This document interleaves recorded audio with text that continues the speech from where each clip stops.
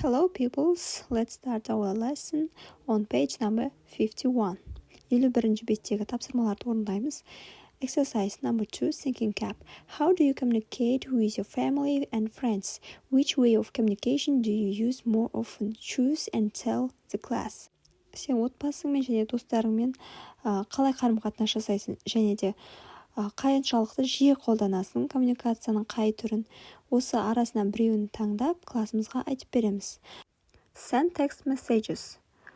Текст хаттарды жіберу. Chat online. Онлайн түрде хат алмасу. Use a mobile phone. Телефон қолдану. Send a mail. Email жіберу. For example, I choose use a mobile phone.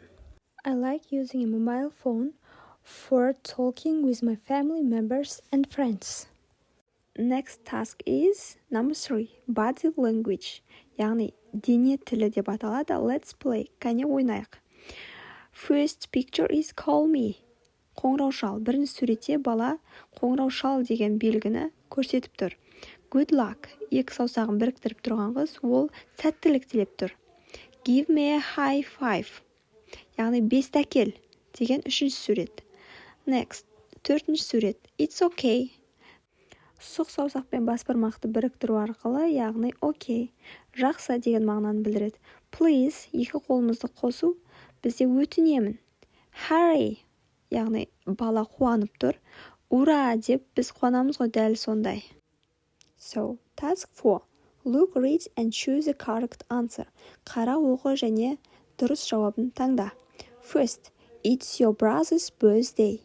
You, yes, kiss him on the cheek. Next, your dad meets a friend. They shake hands. 3, it's Mother's Day. You hug your mommy. Yes, right. Subscribe to my channel, Learn English with me.